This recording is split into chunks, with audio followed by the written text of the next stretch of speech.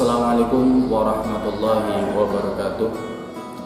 Alhamdulillahirabbil alamin wa bihi nasta'in ala umuri dunya waddin. Assalatu wassalamu ala asyrofil anbiya'i wal mursalin sayyidina wa maulana Muhammadin wa ala alihi wa sahbihi ajmain, amma ba'du. Yang terhormat dosen penguji ujian kinerja pembelajaran PPG dalam jabatan Kementerian Agama Angkatan 1 tahun 2021. Perkenalkan, nama saya Ahmad Dukron SPDI. Saya adalah guru MTS Ma'arif NU 01 Gandrung Kabupaten Cilacap, Jawa Tengah, dan saya adalah mahasiswa PPG dalam jabatan Kementerian Agama Republik Indonesia Angkatan 1 tahun 2021 di LPTK Institut Agama Islam Negeri Palu. Pada hari ini, Senin tanggal 13 September tahun 2021, saya akan melaksanakan kegiatan praktik pembelajaran untuk memenuhi uji kinerja PPG dalam jabatan tahun 2021, mata pelajaran akidah akhlak kelas 8, materi iman kepada kitab-kitab Allah. Dan selanjutnya, berikut adalah video praktek pembelajaran yang telah saya laksanakan pada hari ini. Mohon masukan dan saran supaya kegiatan pembelajaran saya kedepannya menjadi lebih baik dan menjadi lebih bisa diterima oleh siswa saya. Terima kasih atas perhatiannya. Wassalamualaikum warahmatullahi wabarakatuh.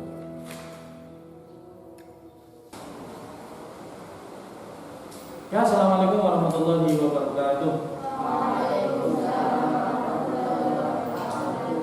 Bagaimana kalian hari ini? Baik? Oke, pada hari ini kita akan mulai pelajaran akidah akhlak pertama, yaitu tentang iman kepada kitab-kitab Allah. Oke, sebelumnya ya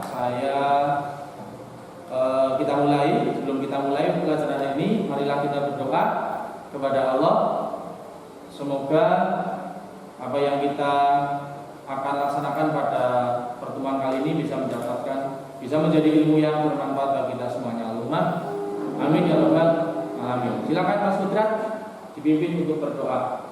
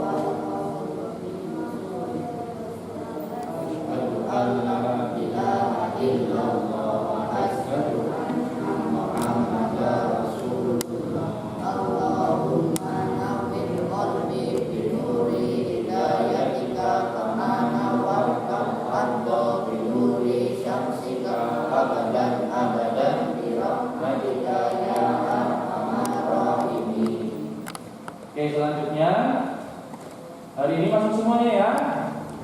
Atau ada yang tidak masuk? Masuk semua? Ya, terima kasih. Oke, kita lanjutkan pada materi kita pada pertemuan kali ini, yaitu iman kepada kitab-kitab. Iman kepada kitab-kitab Allah.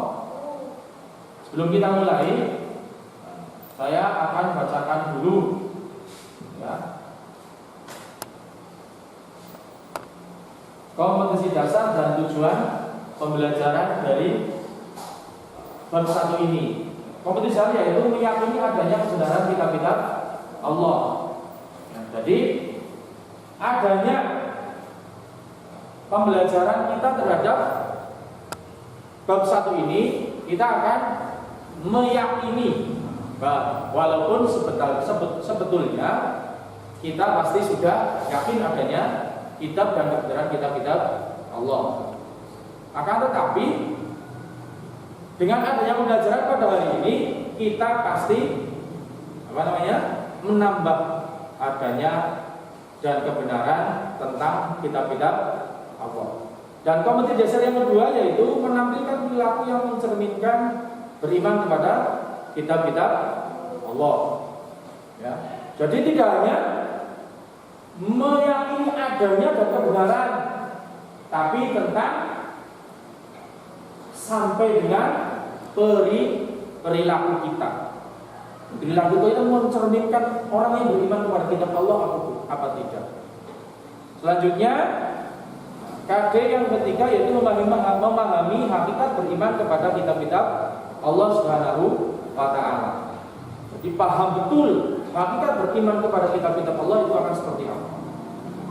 Selanjutnya yaitu menyajikan data dari berbagai sumber tentang kebenaran kitab-kitab Allah. Selanjutnya yang terakhir adalah KD-nya nyambung dengan tujuan pembelajaran menyajikan data. Jadi tujuannya yang pertama dari KD 1 yaitu meyakini adanya kebenaran kitab-kitab Allah. Jadi tambah yakin tentang adanya dan kebenaran kitab-kitab Allah. Selanjutnya menyampaikan perilaku yang mencerminkan beriman kepada kitab Allah. Terus ketika memahami hakikat beriman dan yang terakhir meyakini menyajikan data. Data dari mana saja bisa kalian ambil. Tentang apa? Tentang kebenaran kitab-kitab Allah. Oke? Kita lanjutkan. Iman kepada kitab-kitab Allah. Di sini saya sajikan gambar.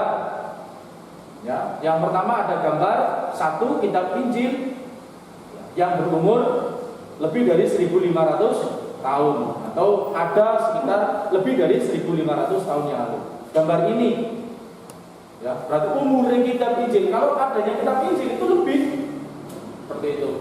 Selanjutnya ada gambar 2 yaitu gambar Al-Qur'an.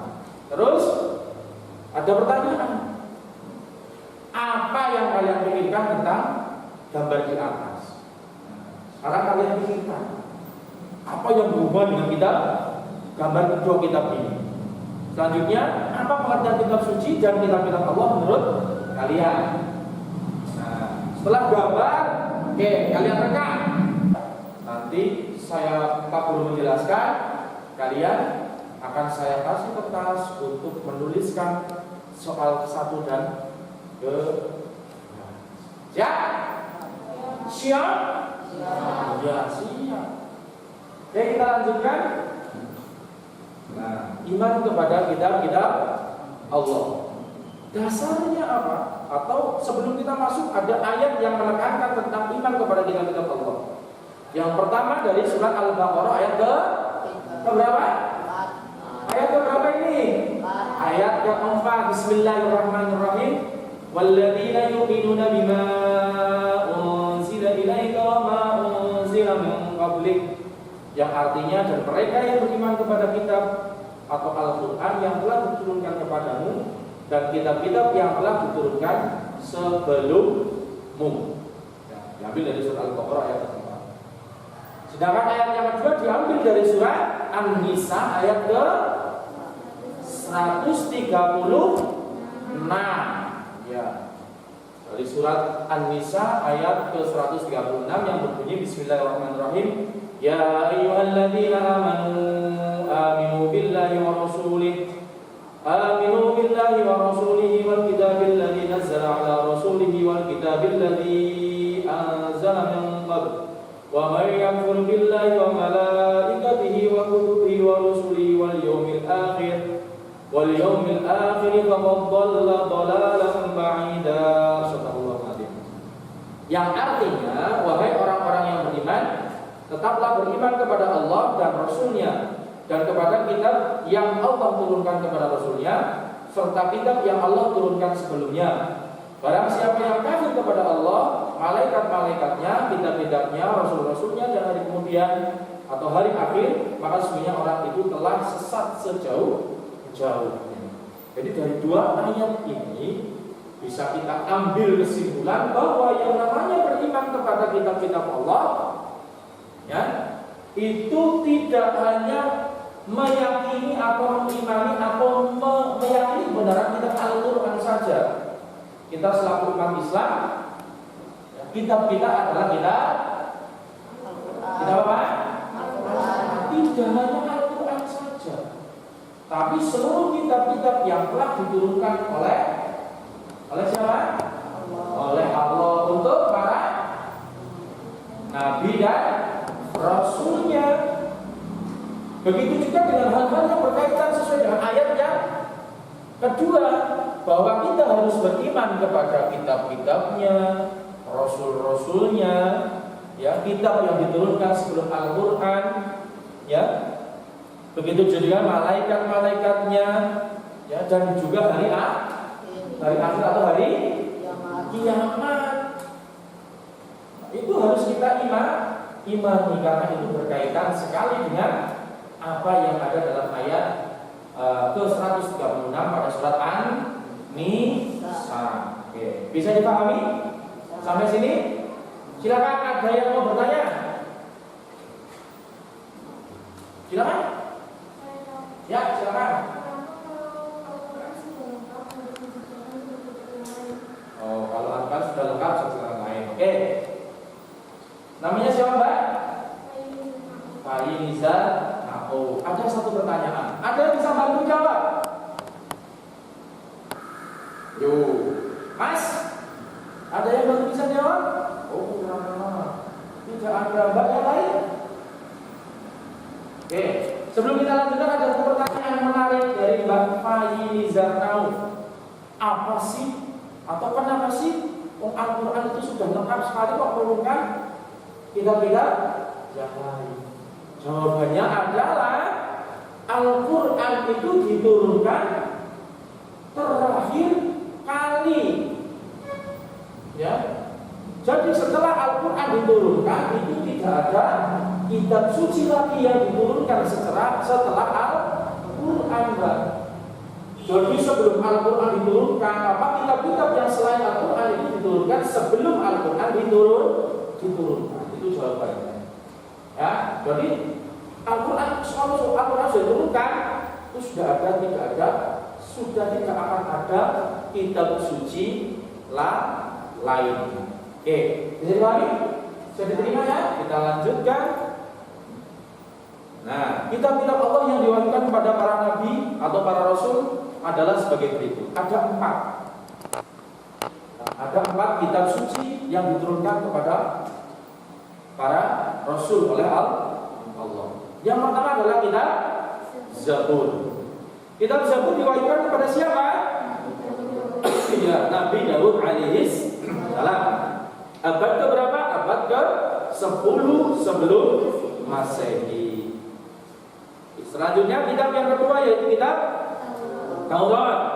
Kitab Taurat diwahyukan kepada Nabi Musa alaihis salam abad ke 12 sebelum Masehi. Untuk siapa di daerah mana? Di daerah Israel dan Mesir. Oke, selanjutnya yang ketiga ada kitab Injil diwahyukan kepada Nabi Isa alaihissalam pada awal abad pertama Masehi. Dan yang terakhir Al-Quran diwahyukan kepada Nabi Muhammad sallallahu alaihi wasallam abad ke-6 Masehi. Di mana? Di Makkah dan Madinah. Nyambung dengan pertanyaan yang ditanyakan oleh Mbak Fahri tadi. Ya, kenapa kok ada Al-Quran yang katanya sudah lengkap, kok masih ada kitab-kitab yang lain? Nah, ini di sini jawabannya bahwa Al-Quran diwahyukan pada abad ke-6 Masehi. Kitab sebelumnya diwahyukan atau diturunkan pada abad pertama Masehi, pada abad ke-10 dan ke-12 sebelum Masehi. Berarti jaraknya jauh antara kitab Zabur dan Taurat. Jaraknya berapa tahun? 200 tahun. Antara kitab Zabur dan Injil berapa berarti?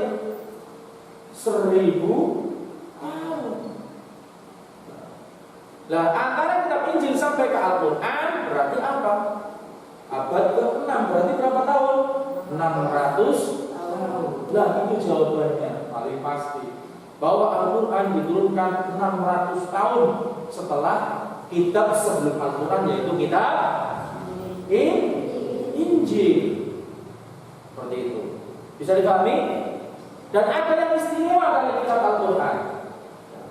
Ini nanti di belakang ada istimewa sendiri. Tapi saya sampaikan di awal bahwa Al-Quran diturunkan di Makkah dan Madinah untuk siapa?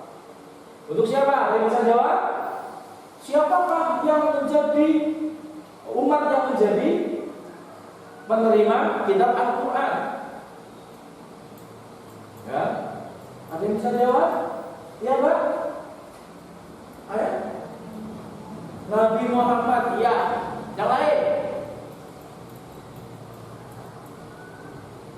Oke, tepatnya jawabannya adalah Al-Quran diturunkan untuk seluruh manusia. Mulai Al-Quran itu diturunkan sampai kapan? Sampai hari kiamat. Beda dengan kitab-kitab terdahulu, Injil, Taurat, dan Zabur, itu diturunkan hanya untuk kelompok atau umat tertentu. Contohnya ini, 3 kitab ini fokusnya kemana? Fokusnya ke Bani Israel. Berarti selain kaum Israel itu ada sendiri. Fokusnya kitab-kitab ini kepada Bani Israel. Berbeda dengan Al-Quran yang diutus atau yang digunakan untuk seluruh manusia. Oke, kita lanjutkan. Nah, setelah kita tahu akan nama-nama kitab Al-Quran, kita bilang ada 4 kitab yang diturunkan oleh Allah. Apa saja?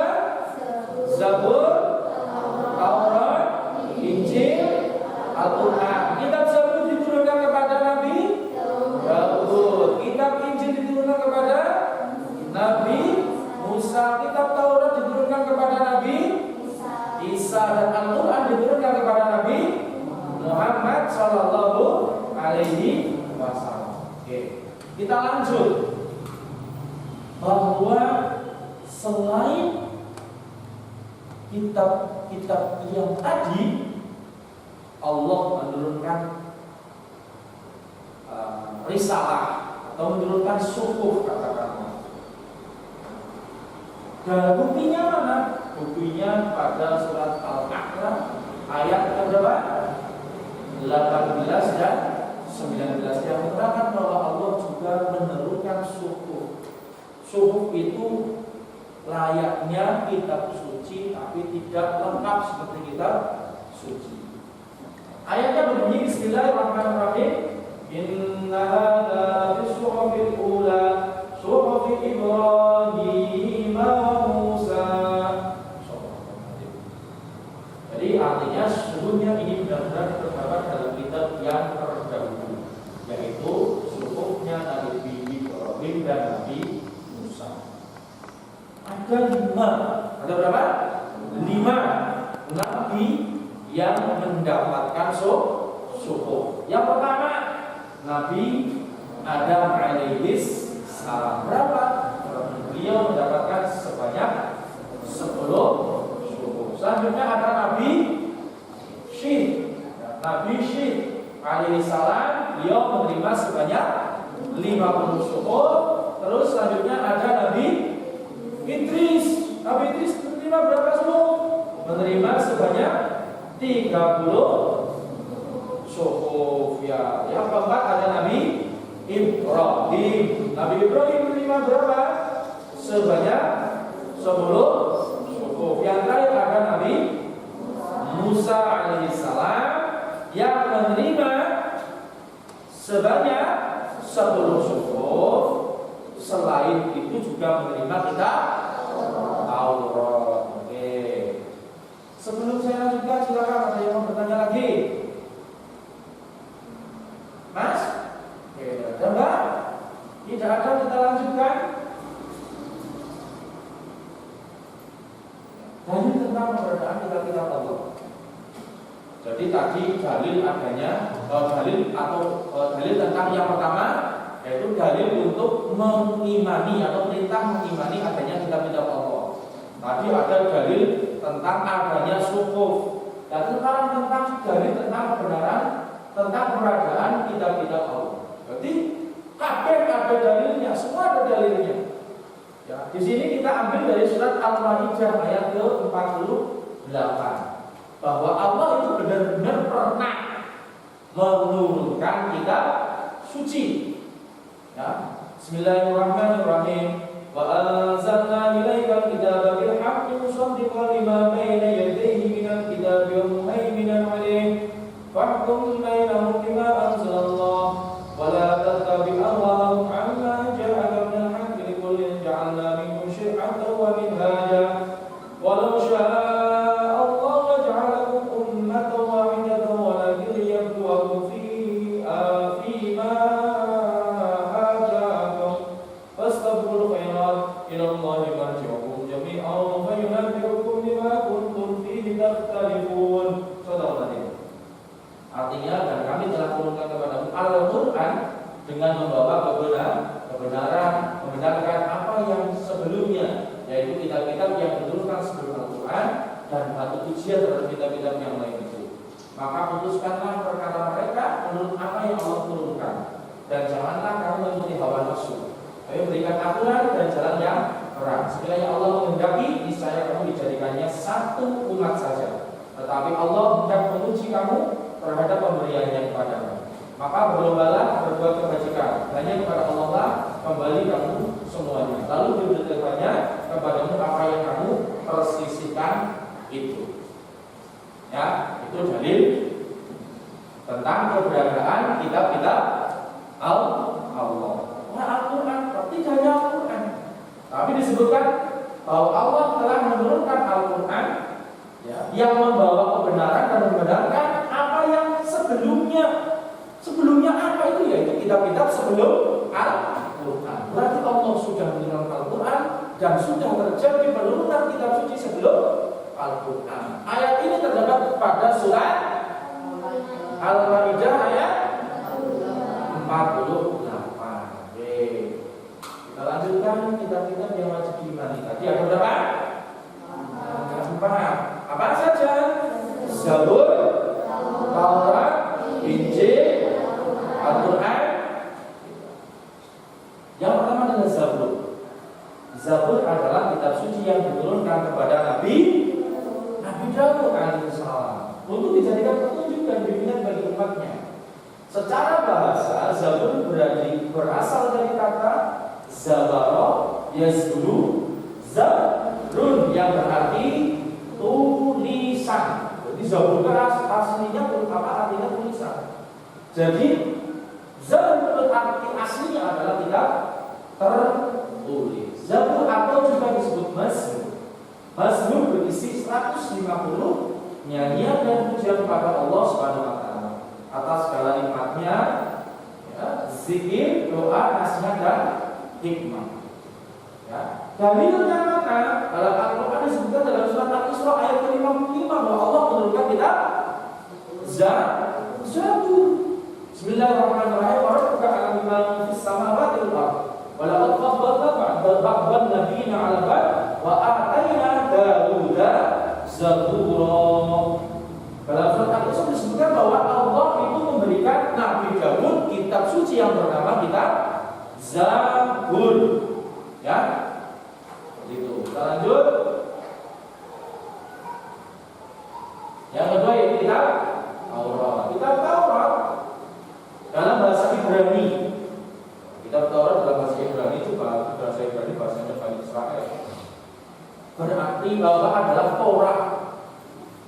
Jadi nama bahasa Ibrani Taurat disebut Torah. Ya. Taurat adalah kitab yang diberikan oleh Allah kepada Nabi Musa untuk jadikan petunjuk dan bimbingan baginya dan bagi umatnya. Bisa kitab Taurat adalah 10 perintah atau the 10 commandment. Jadi kitab Taurat itu ada 10 isi pokok atau yang disebut dengan the 10 commandment. the Ten Commandments yang berisi asas-asas keyakinan atau akidah dan asas-asas kebaktian atau syariat. Sebelum itu adalah yang pertama perintah untuk menghormati dan mencintai Allah dengan ketaatan terhadap perintah dan menjauhi larangan. Yang kedua perintah berzikir kepada Allah dengan penuh hormat atau khidmat dan khusyuk. Terus perintah mengkuduskan Allah atau mengkuduskan hari Allah. Tadi kitab Taurat, ya, kitab Dewa Nasrani itu hari apa namanya? Hari istimewanya adalah hari Sabtu. Beda dengan umat Islam. Ya. Umat ya Kristen hari istimewanya adalah hari Minggu. Jadi ada sendiri-sendiri. Itu sudah dari dulu, Mas. Jadi bukan hanya orang yang buat, tapi memang sudah ditentukan oleh Allah. Yang selanjutnya perintah menghormati kedua orang tua. Yang namanya kitab suci langsung dari Allah, ya sama isinya. Kita juga harus menghormati orang tua. Kelima perintah menghindari pembunuhan sesama manusia. Keenam perintah menghindari perbuatan keji. Ketujuh perintah menghindari perbuatan mencuri. 8 perintah menghindari perbuatan berbohong atau bersaksi palsu. 9 perintah menghindari perbuatan cabul. 10 perintah menghindari perbuatan memiliki barang orang lain dengan cara yang tidak halal. Ya, itu isi dalam kitab apa? Allah. Selanjutnya kita Injil. Injil adalah kitab yang diberikan oleh Allah Subhanahu wa taala kepada Nabi Isa alaihi salam sebagai pedoman petunjuk hidup bagi Bani Israil. Injil semula berasal dari bahasa Yunani yaitu Evangelion yang berarti kabar gembira. Kemudian disebut bahasa yang menjadi Injil. Maka dari kabar gembira dimaksud adalah karena Nabi Isa ingin menggembirakan para umatnya dengan berita akan kedatangan Nabi Muhammad. Kenapa disebut berita gembira? Karena di dalam kitab Injil terdapat bahwa suatu saat nanti akan ada Nabi terakhir yang bernama Muhammad sebagai utusan Allah SWT yang terakhir untuk seluruh alam. Nabi Isa mengajarkan Injil kepada para muridnya hanya selama 3 tahun. Berapa? 3 tahun. Tepatnya sejak usia 30 sampai dengan usia 33 tahun. Lalu beliau diangkat atas nama Allah dari pengejaran kaum Yahudi yang ingin menyalibnya. Injil mengajarkan tentang kebersihan jiwa raga dari kotoran atau nafsu duniawi. Dengan kata lain, Injil mengajak manusia untuk berikan zuhud, yakni pola hidup yang tidak mengamalkan hal-hal yang bersifat duniawi. Al-Quran, kitab yang keberapa? 4 atau yang terakhir. Al-Quran bahasa berarti bacaan. Adapun menurut istilah adalah kalam Allah yang diturunkan kepada Muhammad sebagai mukjizatnya dan bagi yang membacanya merupakan ibadah. Isi pokok dalam kandungan Al-Quran ada berapa? Di sini ada 5. Yang pertama tentang tauhid. Yang kedua tentang ibadah. Ketiga tentang janji dan ancaman. Keempat tentang hukum dan peraturan. Dan yang kelima tentang kisah dan riwayat orang-orang yang terdahulu. Oke. Berakhir sudah materinya. Ada pertanyaan? Tidak ada? Oke, kalau tidak ada, selanjutnya kita akan buat kelompok. Ya, silakan kelompok 1 berkumpul, kelompok 2 berkumpul, kelompok 3 berkumpul. Nanti saya berikan materi dan untuk diskusi. Oke? Saya beri nanti saya beri instrumen penilaian atau soal setelah kalian selesai diskusi.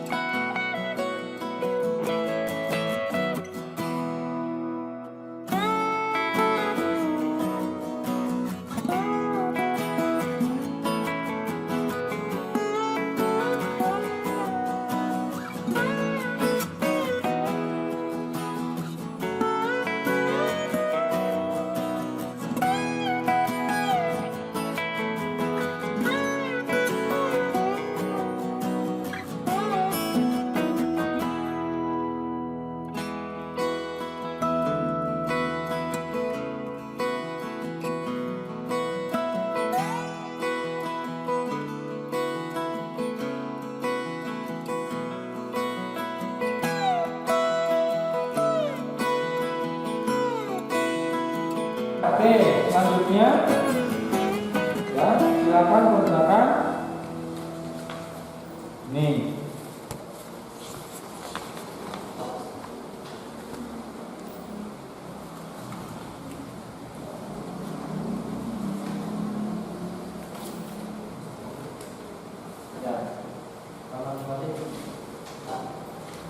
Ya, kerjakan.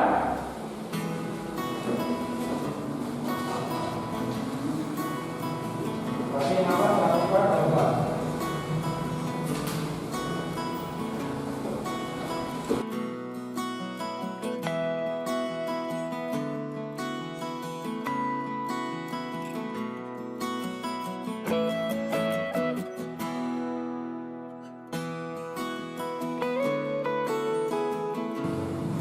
Sudah selesai? Ya, silakan menunjukkan.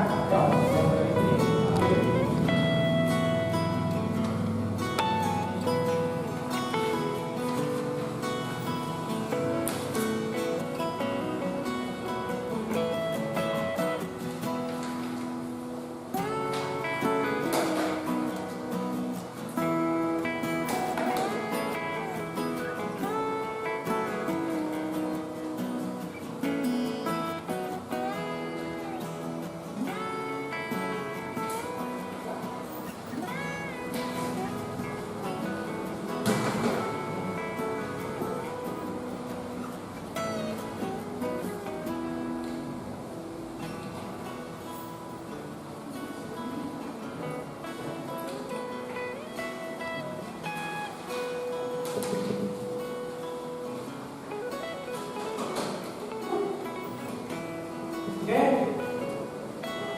sudah selesai semuanya pelajaran hari ini. Kita lanjutkan untuk